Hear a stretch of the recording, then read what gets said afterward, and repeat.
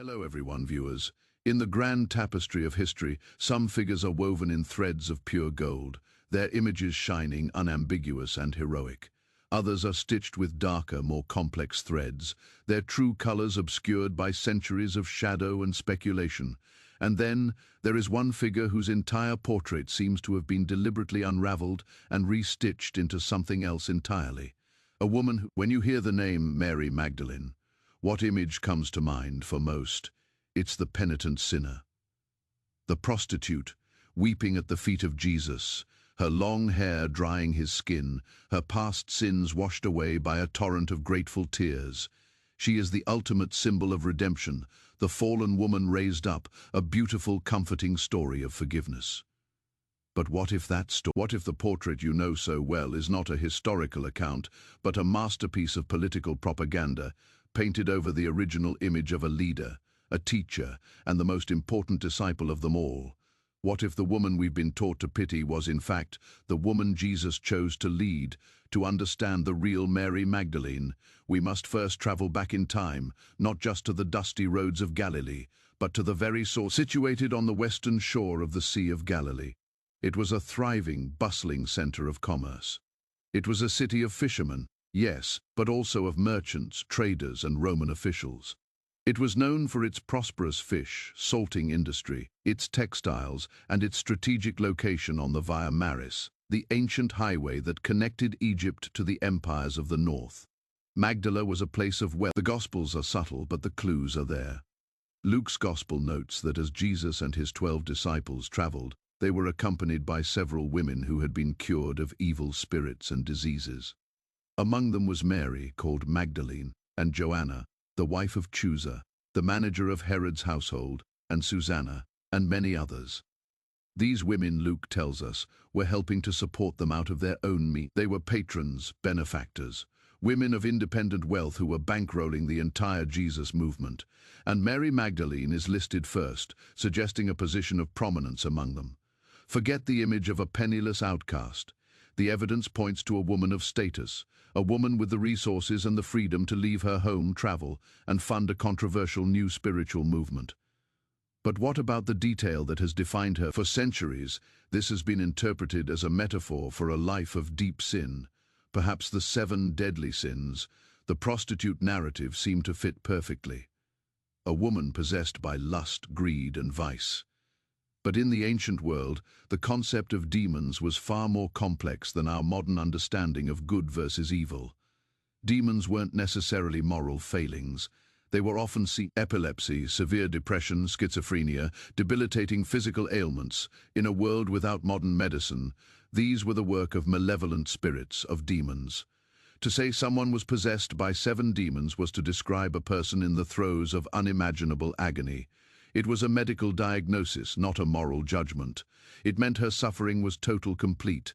7, the number of perfection in Hebrew numerology. Imagine her life before Jesus. A woman perhaps trapped in a body that convulsed without warning, or a mind lost in a fog of despair so thick it blotted out the sun. A prisoner in her own skin, isolated by a condition no one could understand or cure. The whispers of her neighbors, the pity and fear in the eyes of her family. Then a man arrives in her town, a teacher and healer. He doesn't see a pariah to be shunned. He sees a human being in chains. We don't know the exact details of the encounter. The Gospels, as always, are sparse. But we can imagine the moment, the power in his voice, not of judgment but of command. A command not to her, but to the darkness that held her captive. Come out of her. And in an instant, a lifetime of torment shatters. The fog lifts, the whole.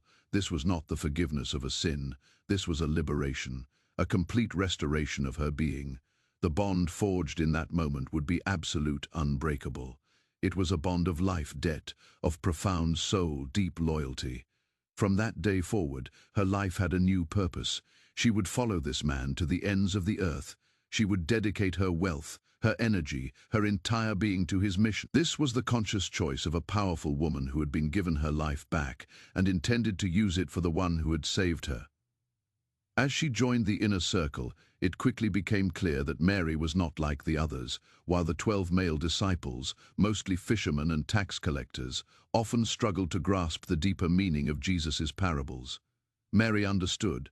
She listened not just with her ears, but with her soul. But if you read between the lines, you can feel her presence.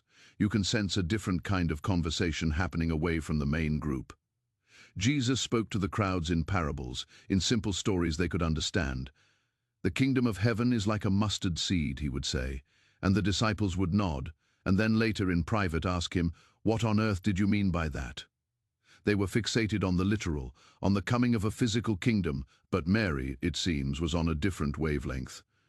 Non-canonical texts, gospels that were later excluded from the Bible, like the Gospel of Mary, paint a vivid picture of this dynamic. These texts, discovered in the Egyptian desert in the late 19th and mid-20th centuries, are like suppressed documents from a forgotten history.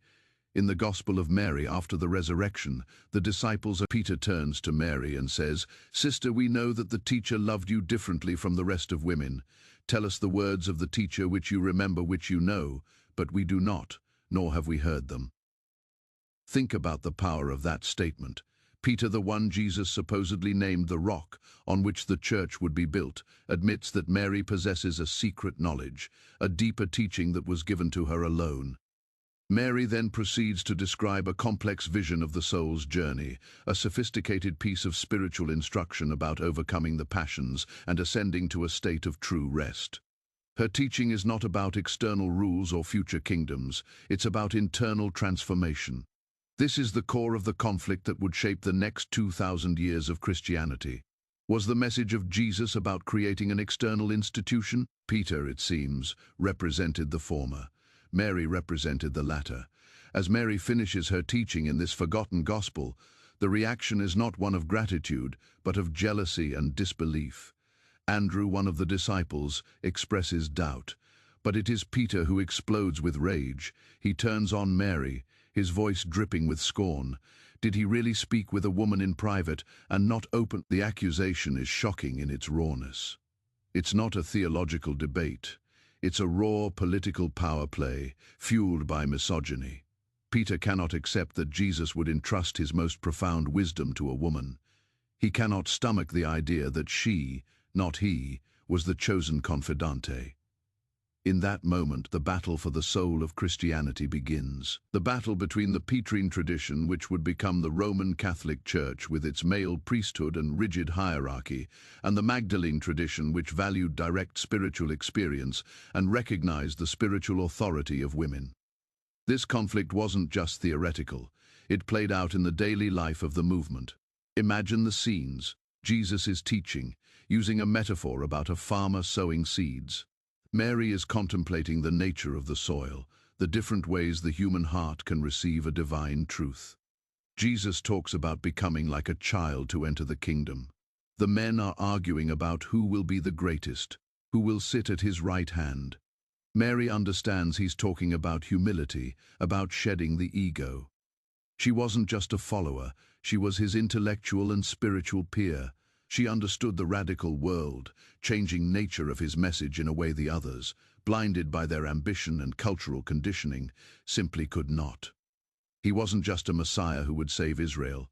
He was a spiritual master who was offering a path to save the human soul.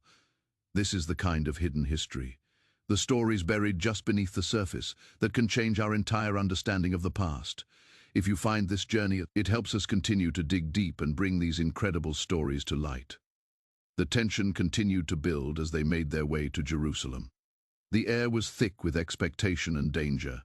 Jesus' message was becoming more pointed, his challenges to the temple authorities more direct.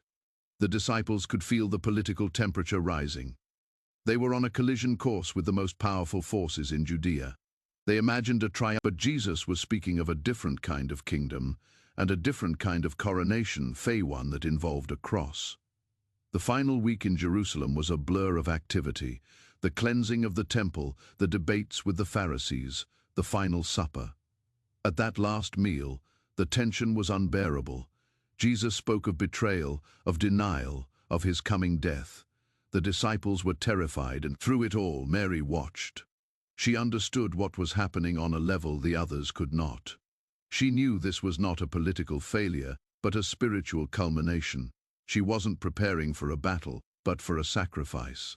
Then came the Garden of Gethsemane, the arrest, the disciples, who had promised to die for him, scattered like frightened birds. Peter, the rock, in the moment of ultimate crisis, the brotherhood of men proved to be a house of cards. They ran, they hid, they abandoned their leader to his fate, but the women did not.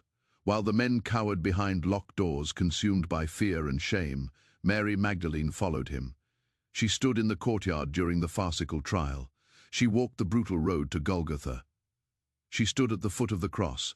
Think about the courage that she risked arrest, torture, and her own crucifixion. But she did not flinch. She was there to bear witness. She watched as the man who had freed her, the man who had shared his deepest secrets with her, the man she loved, was tortured and killed. The Gospels of Matthew, Mark, and John all place her there. At the cross, they are unequivocal. She is named explicitly. She is the constant, the unwavering. She saw the great stone rolled into place, sealing the finality of death. For the male disciples, this was the end. Their movement was crushed, their leader was dead, their hopes had turned to ash. They locked themselves away, paralyzed by fear and despair. Their story was over, but Mary's was just beginning. Jewish law required a body to be properly prepared for burial, anointed with spice. So, at the first light of dawn on the first day of the week, as soon as the Sabbath was over, Mary Magdalene did not hesitate. While the men were still hiding, she went back. She went back to the place of death and despair, armed only with burial spices and her own unwavering love. She went to perform one final act of devotion for her teacher. This, right here, is the pivotal moment of the entire Christian story. And the great stone, which would have taken several men to move, has been rolled away. The tomb is empty.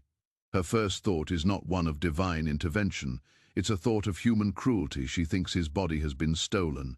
Desecrated by his enemies, she runs frantic to find the disciples. They have taken the Lord out of the tomb, and we don't know where they have put him. Peter and another disciple, likely John, race to they return to their hiding place, but Mary stays.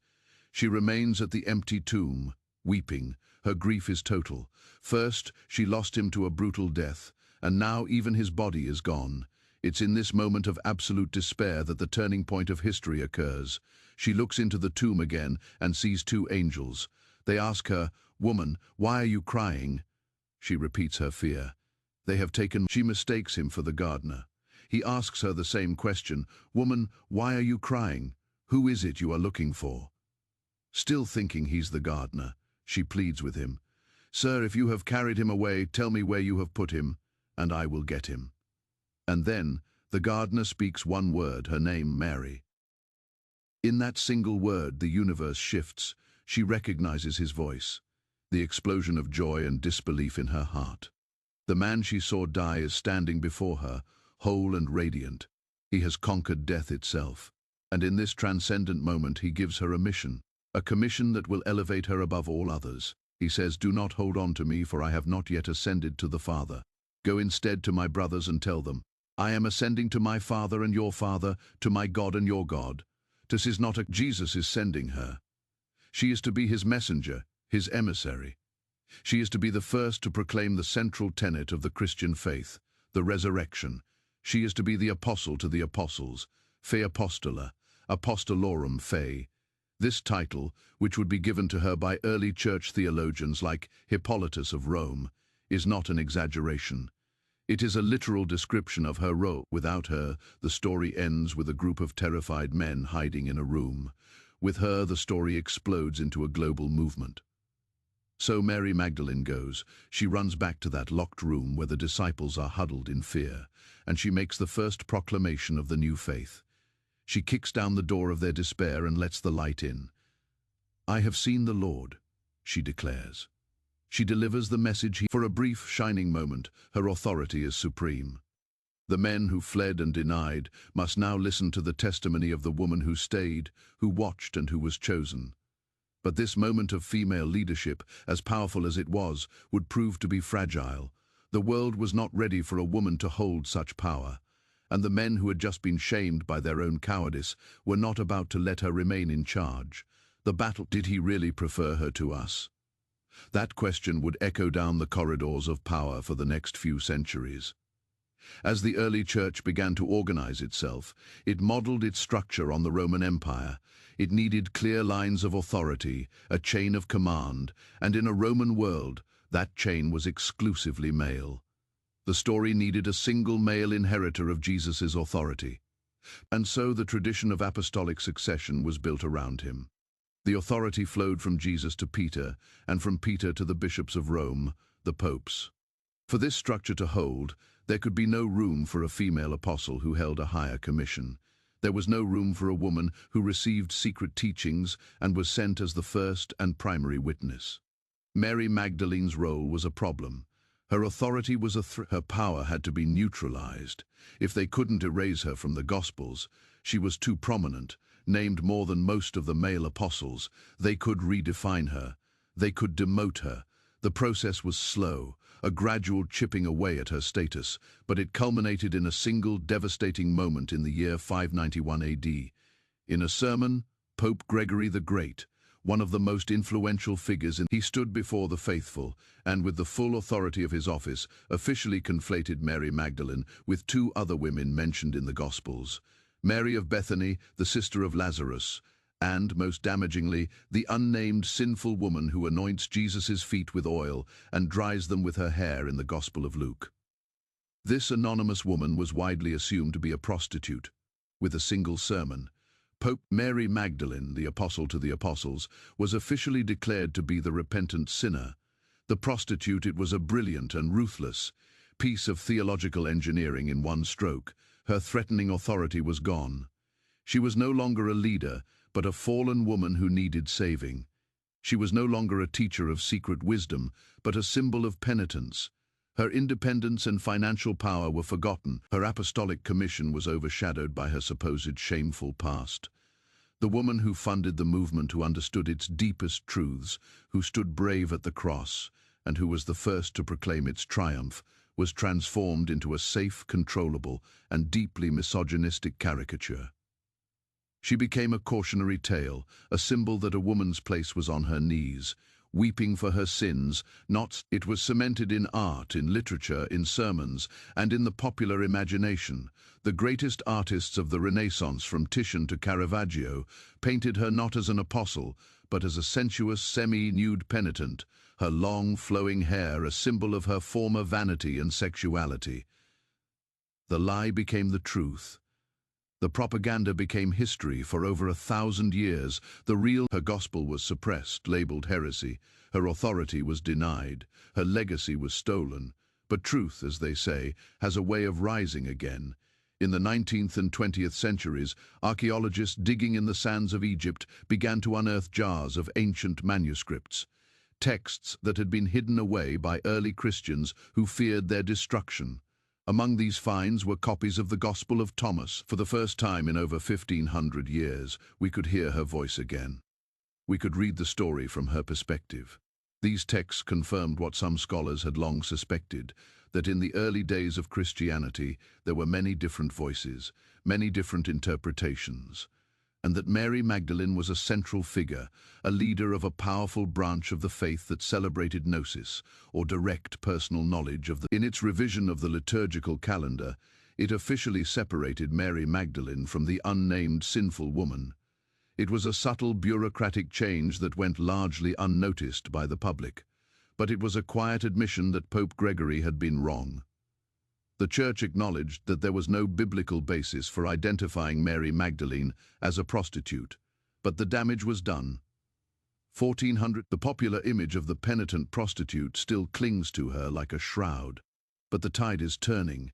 Historians, theologians, and seekers of truth are working to restore her to her rightful place. They are scraping away the layers of paint from the old portrait to reveal the stunning original beneath. The woman who is emerging from the shadows is not a sinner. She is a powerhouse, a woman of wealth, a loyal friend who stared death in the face without flinching, a courageous leader chosen to carry the most important message in human history. She is the apostle to the apostles. She is perhaps the most compelling and misunderstood figure in the entire Bible. Her story is a stark reminder of how easily history can be rewritten by those in power. It's a testament to the fact that the suppression of women's voices and women's leadership is not a modern. It shows that truth, no matter how deeply it is buried, can never be truly destroyed. It can lie dormant for centuries, waiting patiently in a desert cave or a forgotten manuscript until a new generation is ready to hear it. Reclaiming the story of Mary Magdalene is not just about correcting a historical injustice. It's about reclaiming a part of our own spiritual heritage that has been lost. It's about recognizing that the divine message was entrusted to both women and men, and that a faith that silences half of its voices is only half true. The real Mary Magdalene challenges us. She challenges our assumptions about women, about leadership, about the very nature of faith. She invites us to look beyond the rigid doctrines and hierarchies and to seek the kind of direct, transformative experience of the divine.